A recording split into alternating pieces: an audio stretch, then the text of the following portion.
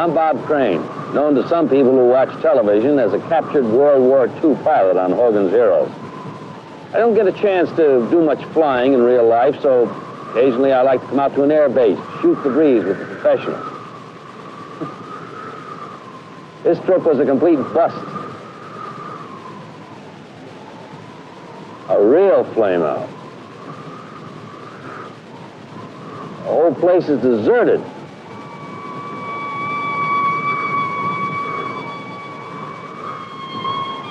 Nobody.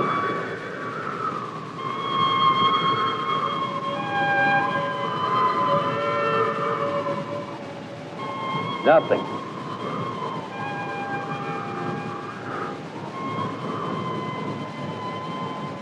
This used to be the home of the Air National Guard.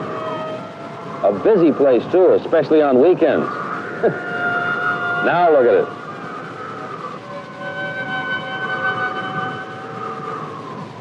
What happened is this outfit went to war, like a lot of other Air National Guard outfits all over the country.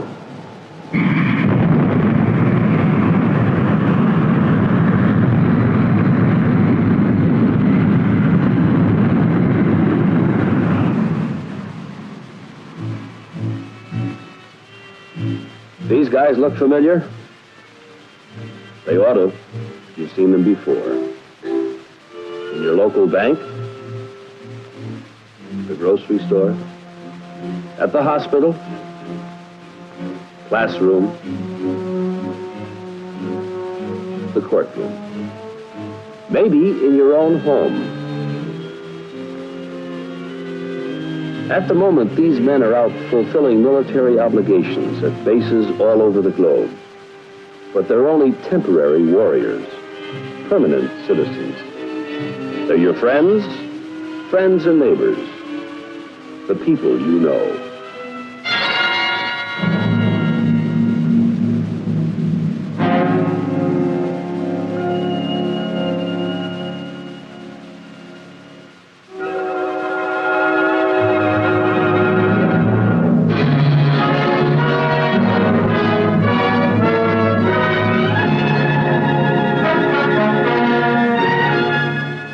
January 25th, 1968. The President mobilizes 11 Air National Guard squadrons with more than 9,000 men. International developments have suddenly increased the nation's total requirements for air power. The Air Guard is being called upon for help. There was nothing unusual. In every war in our history, citizens have been asked to abandon their peacetime activities and take up arms. This is one of the responsibilities of citizenship. But rarely have men responded with greater speed and made the transition more smoothly. In fact, these citizen airmen, or ones like them, have left their homes and jobs 4 times in the past 20 years to serve in times of international emergencies. This is what most Air Guardsmen expect after their call, and what is expected of them.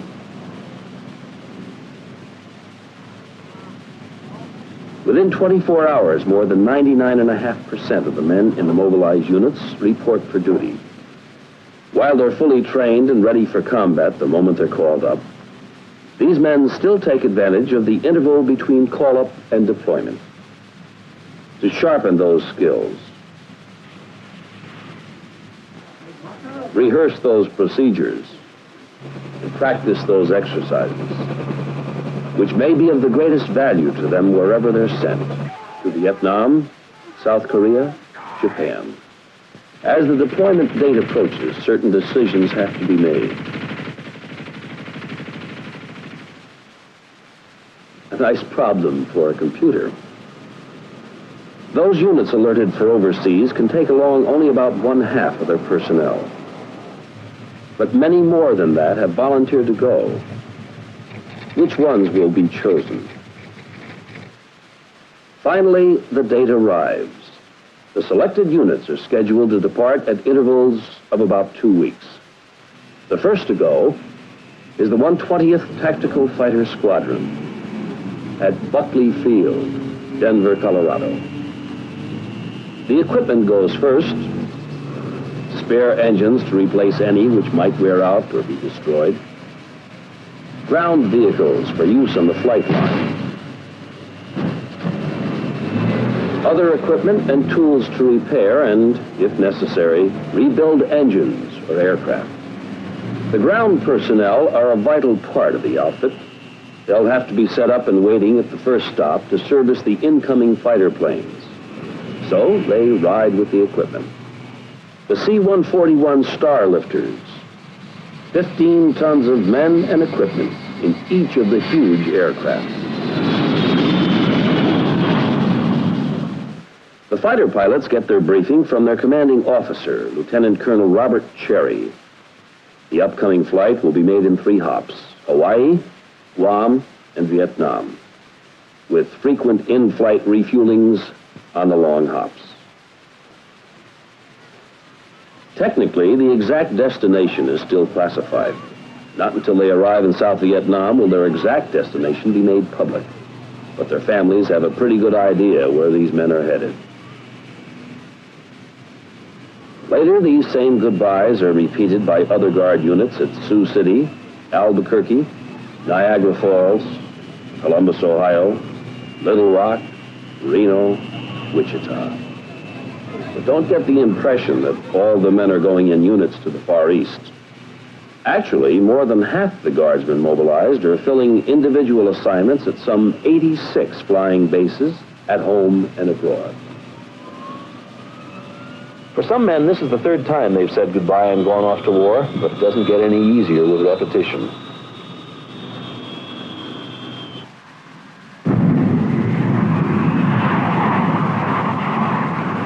No one knows how much longer his luck will hold. A day, a week, a month, a year. Some of these citizens may find out the hard way.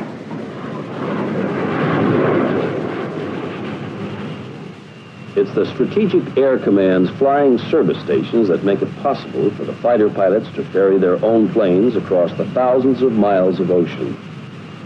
Once they're airborne, each of the KC-135 tankers quickly gathers up and takes under its wings some 5 or 6 of the fighter planes and mothers them the rest of the way across the Pacific. In-flight refueling is a delicate and precise operation. Yet, because of the relatively short range of fighters, it must be repeated several times by each pilot in order to span the Pacific. The first stop for all units is Hickam Air Force Base, Hawaii. The ground crews, which were sent ahead, are ready and waiting to service the F-100s for the second leg of the journey. It's a very short stopover, though. The next morning, the tankers and the C-141s lead the way into the air again.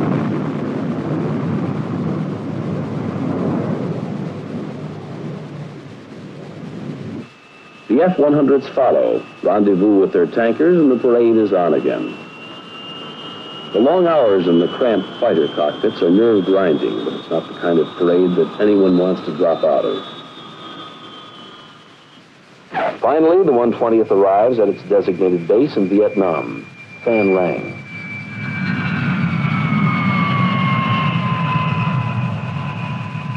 On hand to greet the incoming pilots are the base commander and General William Momeyer, then commander of all Air Force units in Vietnam. It's been a textbook movement. The 120th has arrived on schedule 3 days after leaving Denver, with all 20 planes intact, ready for action. The same record is achieved by Iowa's 174th Tactical Fighter Squadron, which flies into Phuket 2 weeks later. 2 other guard units, one from Albuquerque, the other from Niagara Falls, flew into Tui Hua. Altogether, these 4 squadrons ferry 80 short-range fighter planes across 12,000 miles of open ocean, with all but 4 planes making the trip on schedule. Not bad for citizens turned airmen. But getting here is only the beginning. Their mission is to assist the active Air Force in supporting the American and South Vietnamese ground forces. In some places, there's skepticism about their ability to perform, but not for long. Within a few days of arrival, after a short period of theater indoctrination, each squadron is ready for action. Since the Coloradians are the first to arrive, they're the first to see action. Before long, each squadron is averaging more than 20 combat missions a day. The skills learned in other wars are coming in very handy in this one. There are no more doubts about the abilities of these units, but another thing that makes these Air Guardsmen unique is that all of the pilots, with one or two exceptions, have the skill and experience to qualify as flight leaders. They and the 355th, also at Phuket, which is composed largely of Air Guard personnel from other mobilized units, are the equal of any tactical fighter squadron in Vietnam. Their secret? Partly superb maintenance provided by skilled ground personnel under the expert supervision of such experienced NCOs as Crew Chief Charles Moore of the Colorado Air National Guard. As far as I'm concerned, we're the best. I mean, most of us got more than 5 or 6 years in the outfit. I'd say we average, most of the technician average about 10 to 15 years experience. But it's also first-class leadership provided by such experienced pilots as Lieutenant Colonel Gordon Young, the CO of the Sioux City, Iowa Air National Guard. These angles on rocket passes. Now, one of the pilots here in 416 got a ricochet off one of his own rockets. So watch your angles on those and ranges. Your angles, there's no minimum angle on rockets, actually, but I'd advise you keep it up there. You do get down to a low angle, keep your range out there where you can clear that impact area real good, so you won't catch a ricochet off your rocket.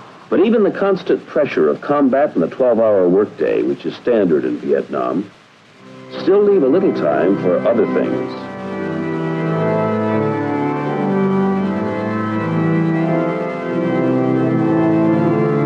Some serious, and some not so serious.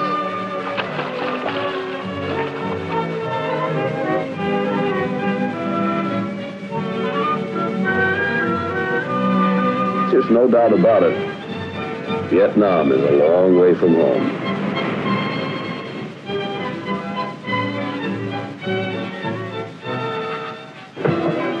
But there are ways to keep in touch. And for those who want their communication to be even more personal than a letter, there are means to provide that, too. Hi, son. Gosh, it seems ages since we last saw you. Tape facilities are available for use in both directions.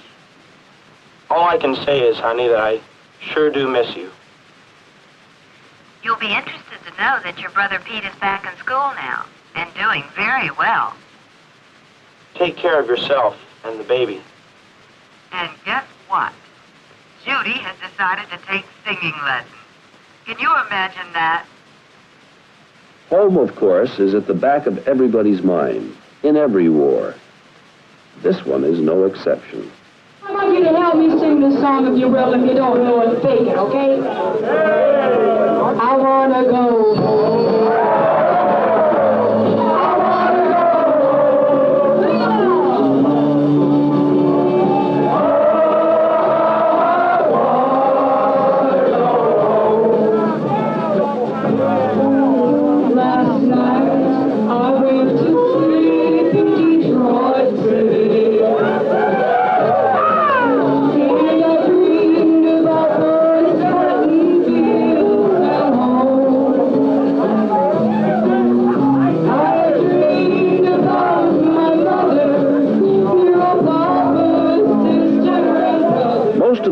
Guardsmen volunteered to go to combat, and though they play the game in the Song Fest, not many want to go home before they finish the job they came here to do.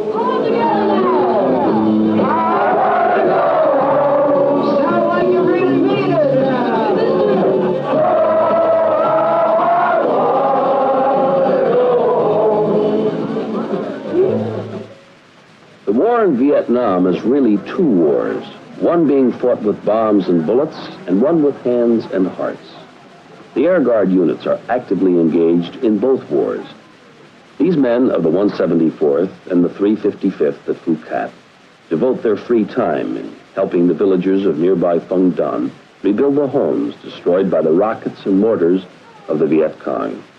Other Air Guardsmen, such as flight surgeons, Major Thurman Dabbs, Major Carl Shushi, spend as much time as possible trying to repair the damage war always brings to the weak and helpless. Dr. Shushi, this is the little boy that I was telling you about the other day. About 2 weeks ago, we picked him up in the Med clinic at Song Khao. We've been able to get rid of 3 of the parasites, but I'm still having considerable difficulty with his heart and lungs. Okay, let's listen to him.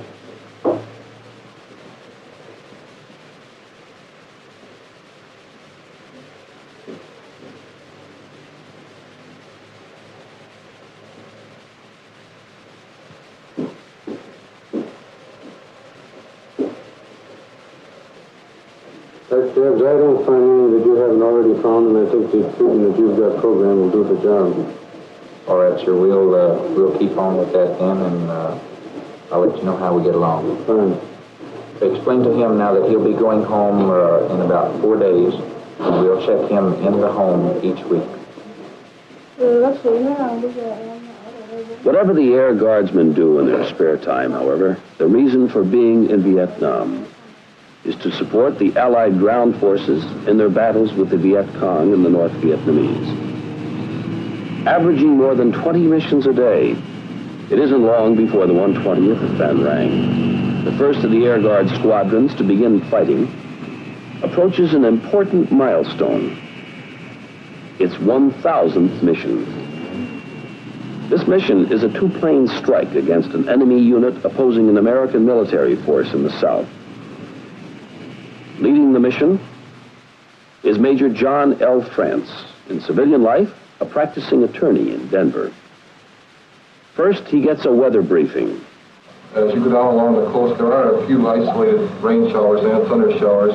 There's one fairly good-sized one still up to 20,000 feet dissipating in the Vung Tau area. Scattered stratus running 2 to 4 eighths that are around 1,000 to 1,500 feet. Weather generally through the Forca area is expected to get a deck of strata Q around 1,500 feet. Then comes an intelligence briefing, where he learns everything known about the combat situation in the target area. In the Da Nang area, we have reported contacts to the north, to the west, to the south, all around the area. The villagers report considerable numbers of VC moving into that area, and working farther south in Tu Corps, Dak Pek, again, quiet for a change. No rockets, no mortars. Same way with Dak To, Kontum, and Pleiku. Moving farther down, Ban Mi Tu, still quiet. Tuiwa, some action to the west. Troops in contact out here. We haven't any results of what's happened out there, but apparently we're on the winning edge of it. Finally, France briefs his wingman, Major William Newens, on his plan for their mission. To free your pattern, start getting your spacing as we're picking up the information from the forward air controller. When I'm 180 degrees out, I'll call you and start a roll in. You can make your 360 and or any way you can get around to get reciprocal from me, so that I'll be going by, hopefully with a left brake, and you can lay a bomb in 30 seconds from the other direction after I've passed and make a left brake, and then we'll be in the butterfly pattern and we'll keep it going. However, not even the most careful planning and attention to detail can remove all chance of unforeseen developments.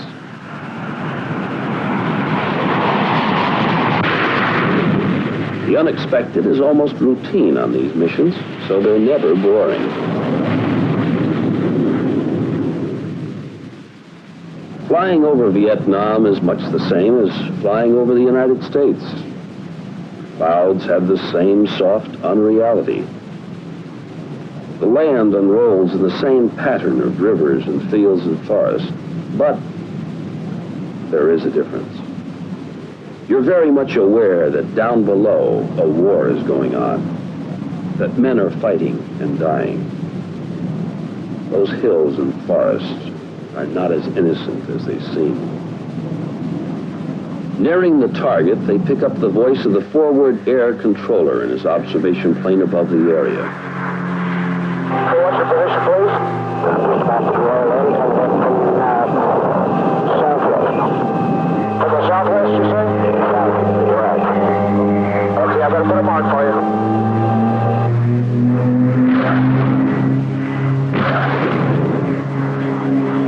Okay, my markers are in? I have the mark. Okay, next man, do you have the smoke in sight? We have the smoke in sight. Is there any friendlies down there? That's negative. We're still taking the chances, though. Please hit the smoke, hit left, approximately 200 meters. Hit left, 200 meters. Roger, we will be cutting base in about 2 seconds. I should still have the base of my smoke? Roger, I'll have it when I turn in. Okay, so I'd like for you to hit my smoke. Roger. All right, there. I'm rolling in. I have the smoke in sight, but I don't have you. I'm over the cloud. Continue. Roger. You're kind of wet. I have insight. Shoot. Go out. Go away.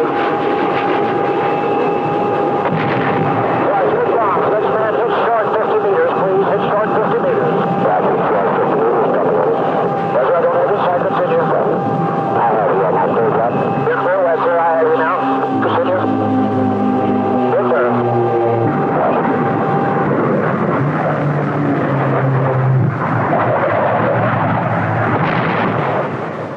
Mission accomplished. Return to base. 1,000 missions. That's only a beginning, of course. Before they complete their tours in Vietnam, each Air Guard squadron will have multiplied that figure by 6 or 7. Still, it merits some sort of celebration. On every one of those missions, someone risked his life. Great. That worked well. Beautiful.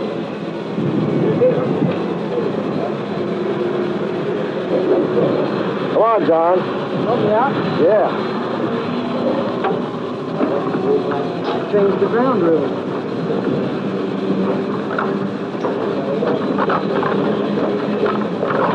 Congratulations. Here's to 1,000. 1,000, thanks.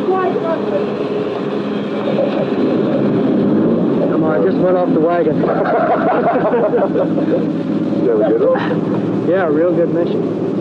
Always good in Fort Worth. Good enough. Had a good forward air controller. Really worked out time.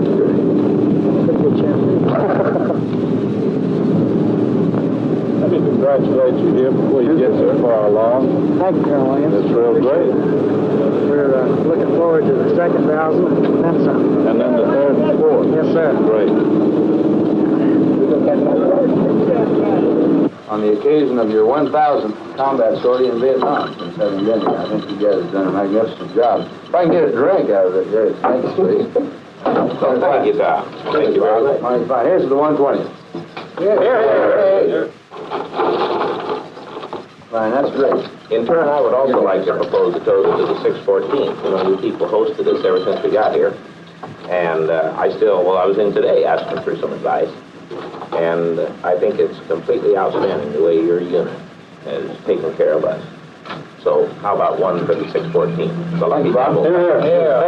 There's no doubt that some of these men are heroes. And for some of their work, there is only one word: heroic. They've been asked to do a job, a hot, sweaty, uncomfortable job for the most part, and they're doing it to the very best of their ability.